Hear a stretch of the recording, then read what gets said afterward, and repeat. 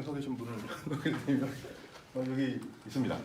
북한과학기술연구센터 소장이시고요. 결의하나 평화연구센터 소장이십니다.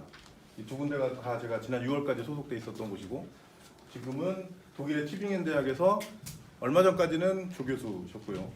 한 달여 전에 이제 계약이 만료돼서 지금은 방문연구원으로 계신 강호재 박사님을 모시고 북한의 생산 현장 지원과 관련된 ICT 현황에 대해서 발표를 듣도록 하겠습니다. 좀 박수로 맞이해 주시면 감사하겠습니다. 제가 알기로는 그래도 국내, 국제를 다 통틀어 북한의 과학기술에 대해서 제일 공부를 열심히 하시는 분들이 모였을 거라고 추정하고 그리고 제가 그렇게 알고 있고 그래서 그냥 제일 대중적으로 나와 있는 이런 얘기들보다는 좀 더 내밀한 얘기를 해야 되겠다 해서 공부를 좀 많이 했습니다. 근데 지금 아직 조금 부족할 수도 있지만 굉장히 중요하다 싶어서 오늘 이 자리에 소개하려고 준비를 좀 해왔습니다. 저도 최근에 이 연구소의 존재를 알았고요. 이 연구소가 북한의 최근의 변화를 꽤나 많이 이끌어냈다라는 판단을 했는데 한 번도 소개된 적이 없습니다. 전자업무연구소라는 곳입니다. 그리고 기술고급중학교라고 북한에서 최근에 이제 만들어지고 있는 학종입니다. 직업학교라고 봐야 될지 아니면 좀 더 조기 교육, 전문가 교육을 시킨다고 해야 될지는 조금 애매한데 어쨌든 카테고리로는 우리로는 직업학교에 해당하는 건데 여기에 정보통신 분야가 작년에 갑자기 끼어 들어옵니다. 재작년에 처음으로 설치가 돼서 운영이 되기 시작했는데 원래 계획이 없다가 2008년도에 들어가면서 갑자기 들어갑니다. 그래서 그 왜 갑자기 들어갔을까를 보다가 보니까 이 전자업무연구소의 설치 제일 처음 모델이 2008년 10년 전에 자강도에서 김정일 위원장이 방문하면서 시작됐다라는 기사가 나옵니다. 그러면서 제가 뒤져보기 시작하니까 이 전자업무연구소의 10년 성과를 확장시키면서 학교에서 인재들을 공급할 수 있는 체계를 고등학교까지도 확장해서 연결시키는 과정이구나라는 판단을 우선 잠정적으로 하고 있습니다. 그런 스토리에 대해서 오늘 얘기를 해드리겠습니다. 기본적으로는 대부분 들어보셨을 건데 북한에서는 새로운 담론, 2000년 넘어와서 나오는 담론이 새세기 담론이라고 저는 봅니다. 그래서 여러 종류의 새세기라는 얘기가 나오고 있습니다.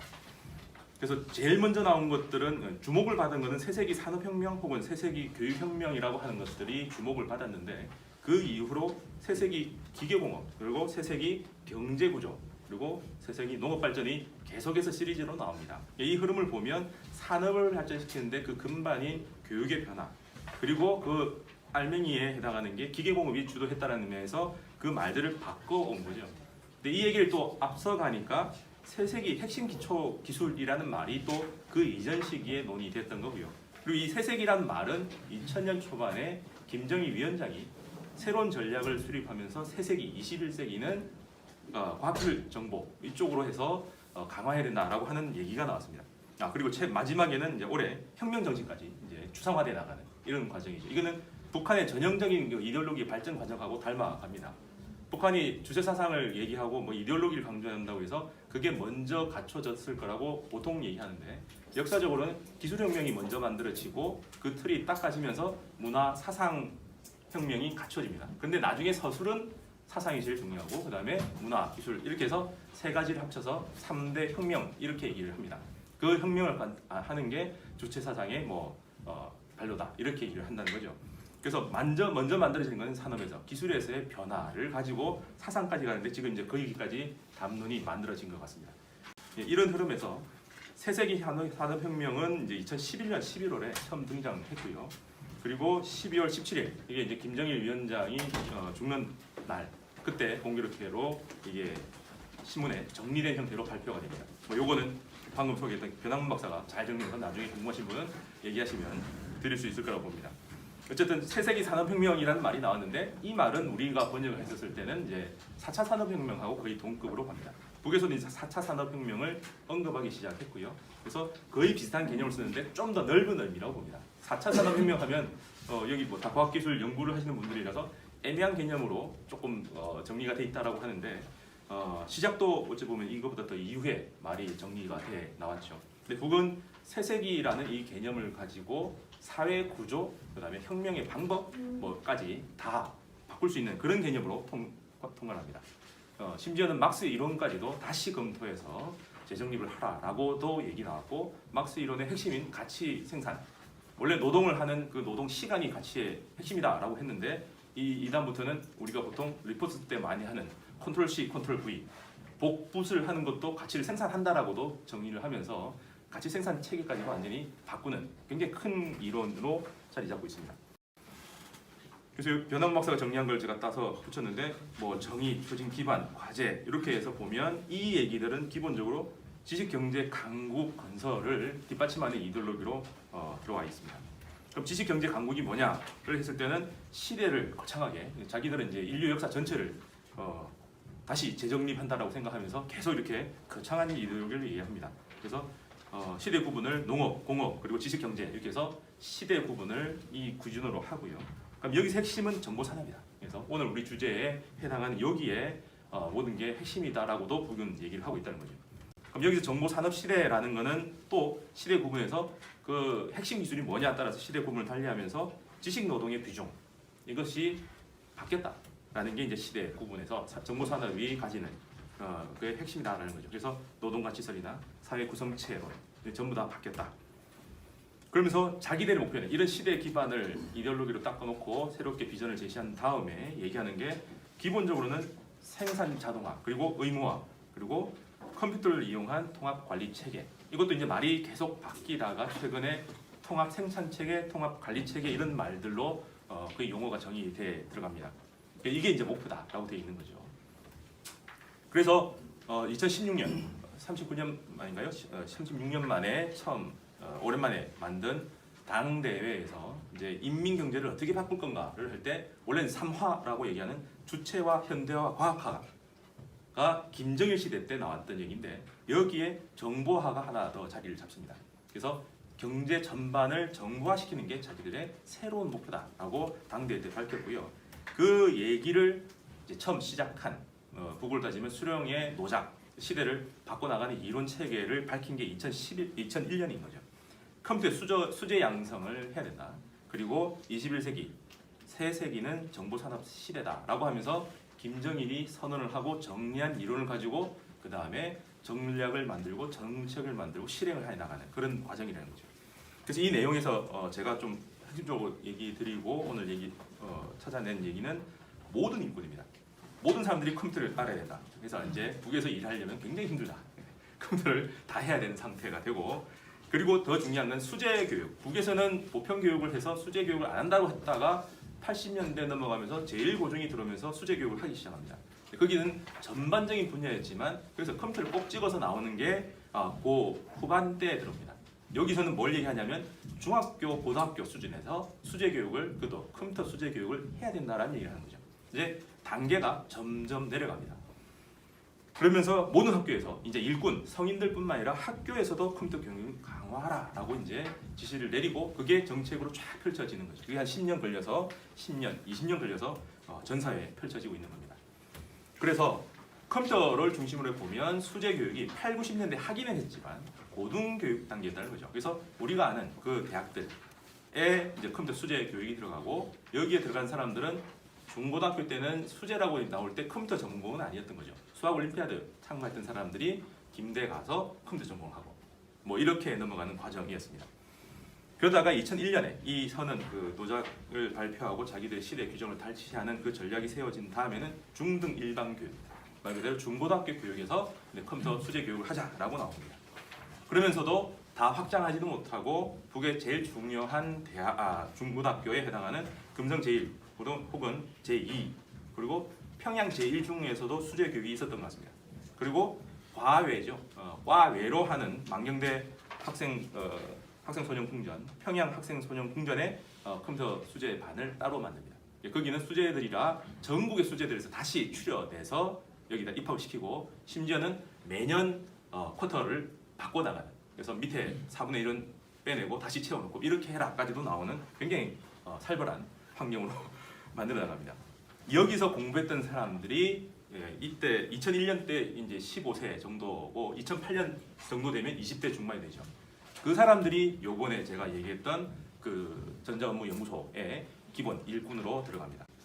그래서 초기에 80년대, 90년대 지금도 뭐 마찬가지지만 그때 컴퓨터 업무는 외부 기관, 그러니까 어찌 보면 기업소에 해당하는 게 중앙 컴퓨터 센터, 그리고 컴퓨터 평양 컴퓨터 센터 같은 거고, 아니면 연구단지, 연구원으로는 과학원, 나중에 국가과학원으로 이름을 바꿨는데 우리로 따지면 정보 출연연에 해당하는 여기에서 컴퓨터 연구를 합니다.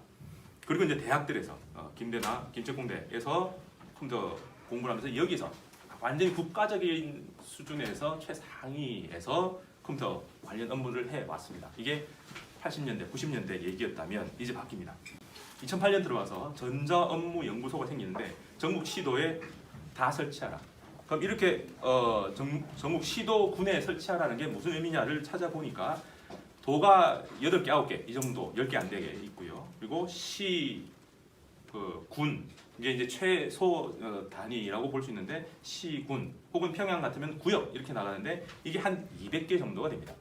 그래서 북한의 최소 행정 말단 단위라고 만약에 얘기한다면 군을 보통 얘기하는데 군하고 같은 레벨이 시군 구역 이렇게 본다면 그게 200개가 됩니다. 그래서 기본적으로 뭔가 만들어진다, 전국적으로 만들어진다 하면 200개가 기본 단위인 거죠. 시장도 여기에 준합니다. 시장의 북한의 시장 이게 몇 개냐라고 할 때 한 2배 정도, 한 군당 2개에서 400개에서 뭐 600개 요 사이로 왔다 갔다 하는 것 같습니다. 그래서 그게 지금 고정되어서 거의 숫자는 변하지 않죠. 그래서 이 전자업무연구소를 전국 시군구 단위에 대략 200개 정도를 설치하자라는 게 2008년에 이제 정책이 시작이죠.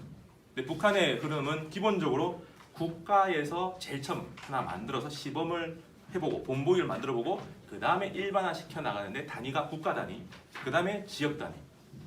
그러면서 옆으로 가서 분야별로 과학으로 따지면 그냥 국가의 과학 전체 하는 게 아니라 이제 뭐 수산, 해양, 농산 이렇게 나가는 것처럼 부분별로 넘어가는 다 전개가 있습니다. 이게 기본적으로 북한의 정책을 만들어서 실행해 나가는 과정인데 이 전자업무연구소라는 것은 국가 단위를 넘어선 과정이죠. 그래서 전국에 200개를 쫙 펼친다는 것은 지역에 이제 다 펼쳐 나간다 해서 본보기 수준을 넘어서 일반화돼 나가는 과정이다라는 거죠. 그래서 제가 이전에 몰랐던 얘기가 이제 저는 제가 공부를 많이 안 해서 그런지 모르겠지만 언제부턴가 이게 바뀌었다라고 생각했는데 저는 미사일 쏘고 인공위성 쏘는 2009년, 2012년, 2015년에서 3년 주기로 바뀌는 모습은 대략 신문 흐름을 보다 보니까 확인을 했었습니다. 그래서 2009년 즈음부터 전국 단위에서 이제 확장이 돼 나가다가 2012년 넘어가면 지역을 좀 가고 15년 넘어가면서 이제 부문별로 활성이 되면서 2018년 이제 겉으로 드러나가는 흐름이 생겼다 이렇게 생각을 했는데 그 직전에 2008년에 정보통신 분야에서는 지역 일반화 시켜나가는 단계로 넘어갔다라는 거죠. 그래서 제가 이게 의미가 뭘까를 생각하다 보니까 이런 생각이 들었습니다. 혁신체계, 그러니까 정부화로 인민경제를 바꾸는 그 혁신체계가 지방 단위로 확장되는 터닝포인트다라고 제가 지금은 잠정적으로 생각하고 있습니다. 그래서 이 전자업무연구소가 뭘 하는 것이냐 보니까 지역 내 인민경제 부분에서 정부화를 실현하는 데 필요한 프로그램을 개발하는 게 업무다라고 되어 있습니다. 그래서 이걸 어디서 관리하느냐를 보면 연구소니까 그걸 이제 정부에서 내각에서 있어야 되는데 그게 나중에 보니 도 정보화 관리국으로 되어 있습니다. 근데 도 관리국이고 연구소는 도 연구소도 있고요, 시 연구소도 있고 군 연구소도 있고 다 있습니다. 근데 이 전체를 도 정보화 관리국 각 도 산하의 이 단위에서 다 관리를 해준다라고 지금 책에 있습니다. 이걸 2008년 12월 16일 김정일 위원장이 본보기로 설치됐습니다라고 하는 보고를 받고 그걸 가서 현장을 확인하는 게 이날이었습니다. 그리고 나중에 신문에 나옵니다. 이때까지는 아직 김정은 위원장이 내부에서 수업을 받고 있는 정도고 공식적으로 인정받은 후계자로 인정받은 때가 아니라서 처음에는 안 나왔다가 나중에 인정받고 후계자를 되고 그 다음에 최고 지도자에 올라가면서 이때 옆에 있었다라는 게 사진과 같이 나오고 지금 자강도 이 전자업무연구소에는 두 사람이 공동으로 같이 현장에 현지 지도를 왔다라는 게 이제 비석으로 만들어져 있는 거죠. 그래서 여기에 김정은 위원장이 수행해 있고 그렇다면 김정일 위원장의 정책의 실행과 김정은이 서로 역할 분담을 했다라는 거죠. 김정은 위원장에 넘어와서는 이제 지방의 일반화의 정책 단계로 넘어왔다라고 볼 수 있을 것 같습니다. 다른 분야에서도 비슷하게 전개가 됩니다. 그러면 이제 이 연결 제가 얘기해드렸던 가설인데 2018년에 갑자기 기술공업중학교가 생기면서 이 연결을 하고 어떻게 연결되냐를 보면 기술공업중학교라는 건 새로 생긴 교종입니다. 학교 종류죠. 금속, 석탄, 전기처럼 각 지역에 중요한 공장들이 있다면 그 공장의 일꾼들이 미리 고등학교 때 그 업무와 관련된 기초 지식입니다. 업무 역량이 아니라 기초 지식을 좀 더 잘 받아라는 거죠. 자기들 수준 낮게 가르치지 않는다라고 강조를 합니다.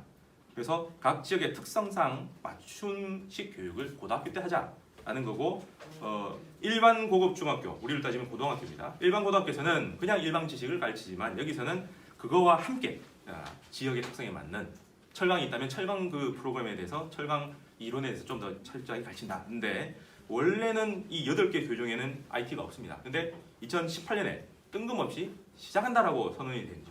그게 이제 10주년 아까 얘기했죠. 전자업무연구소의 10주년하고 연결시켜서 나옵니다. 그럼 이 사람들이 뭐 하느냐? 원래 고등학교 때 제일 중에서 수제 교육을 했던 사람들이 업무연구소의 첫 설립의 기관 연구소였다면 이제부터는 그 후진들이 들어가서 연구사로 들어가도록 더 길러내자라는 의미가 있지 않을까 싶습니다.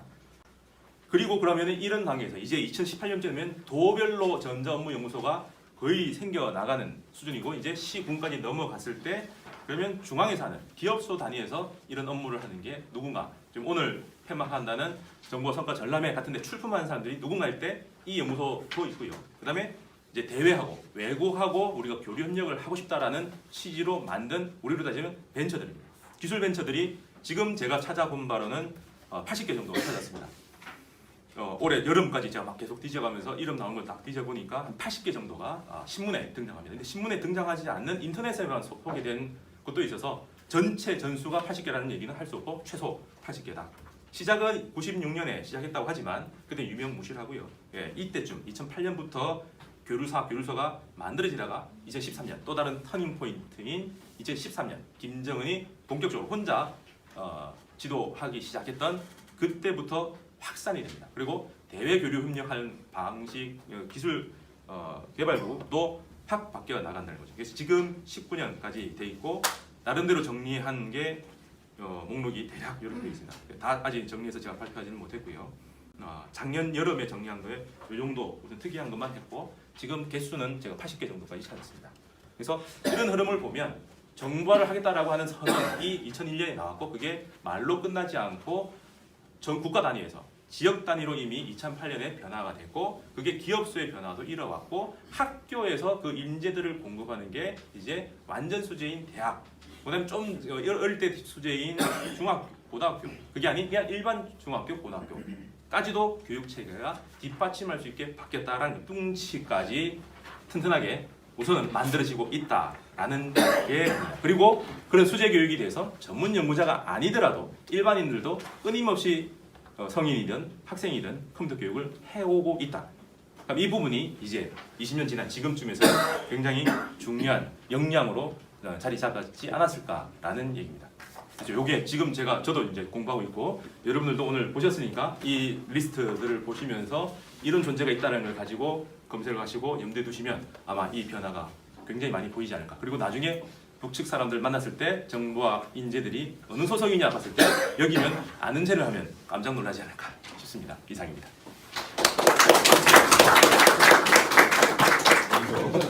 네, 고맙습니다. 네.